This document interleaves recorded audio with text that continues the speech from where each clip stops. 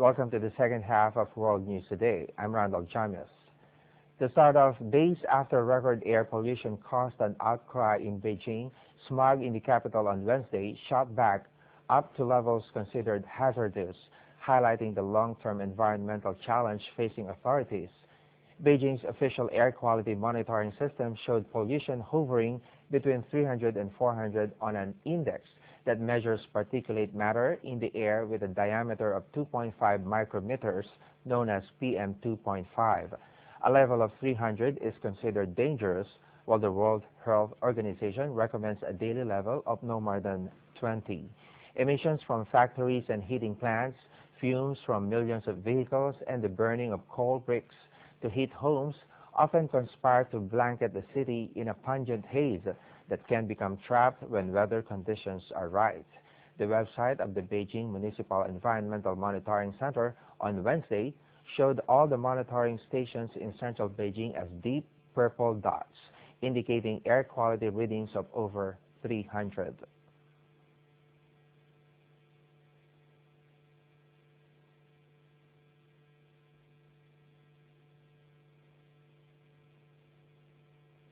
Moving now to Indonesia, an earthquake registering 6.0 magnitude on the Richter scale jolted the west of Indonesia's Aceh on Thursday, triggered panic and killing one in PD district, the National Board for Disaster Management reported.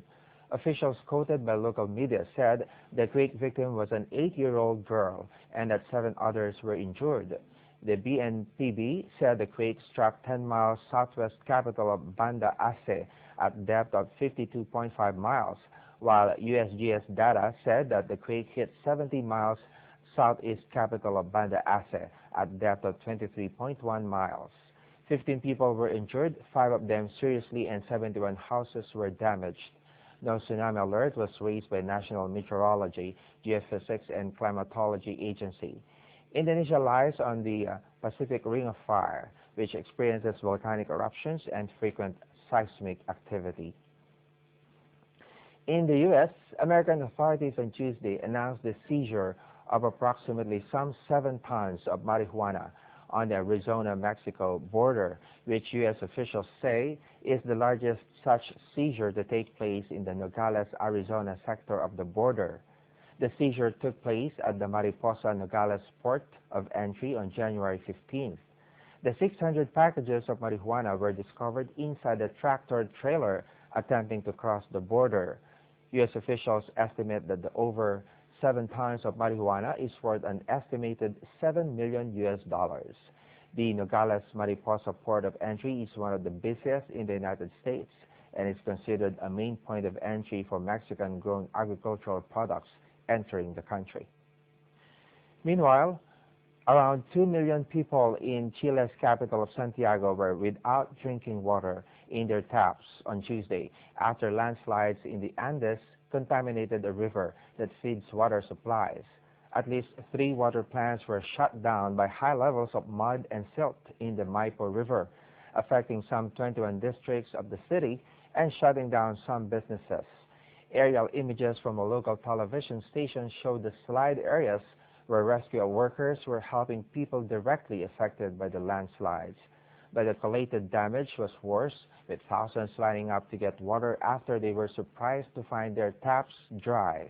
The problems come at the peak of the austral summer, when temperatures in the city regularly hover in the 80s. Local media reports say restaurants, bars, and other businesses have been closed down. In other news, researchers at the University of Warwick have created a model to predict the impact of future pandemics in real time as they strike. The model will allow health authorities to make better vaccination preparations and avoid unnecessary blanket measures which could harm the economy. Let's take a closer look. Mathematician Thomas House discussing his new equation, designed to help authorities vastly improve their response to future pandemics.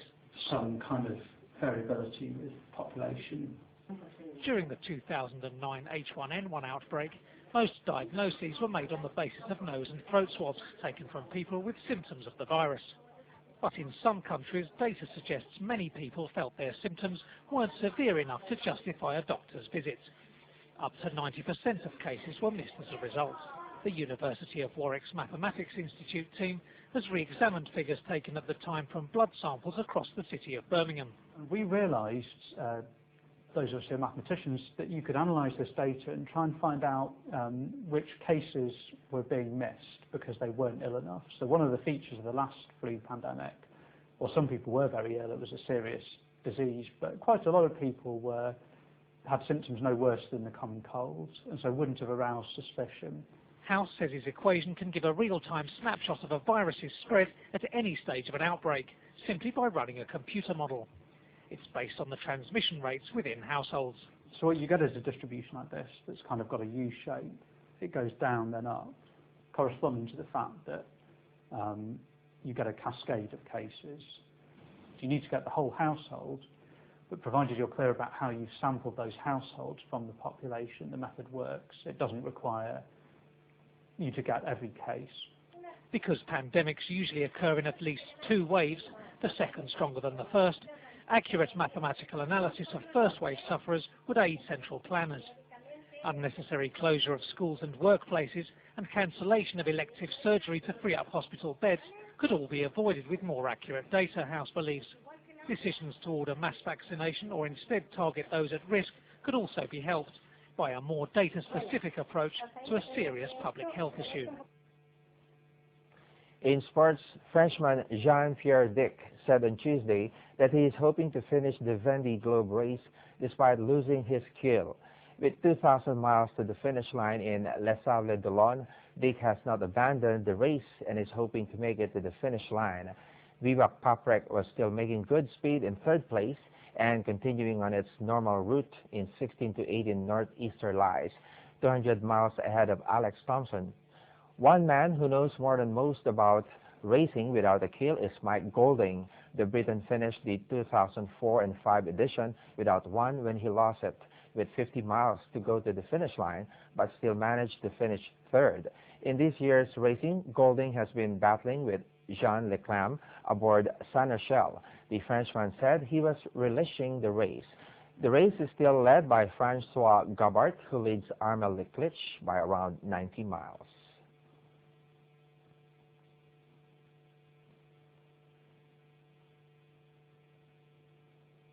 Now an update at the ongoing Melbourne Heat. Andy Murray ruthlessly dismissed unseeded Frenchman Jeremy Chardy 6-4, 6-1, 6-2 to reach the Australian Open semi-finals for the 4th year in a row on Wednesday. The 3rd-seeded Briton had spent just over 7 hours on court in his previous 4 matches and only needed another 111 minutes to complete a one-sided hammering of the world number 36.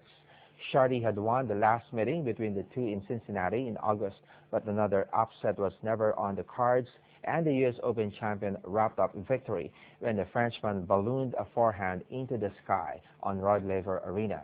Murray will play the winner of the final match of the day between Roger Federer and Jo-Wilfried Tsonga in the semifinals. On that note, we end today's World News. Thanks for the company and have a good one.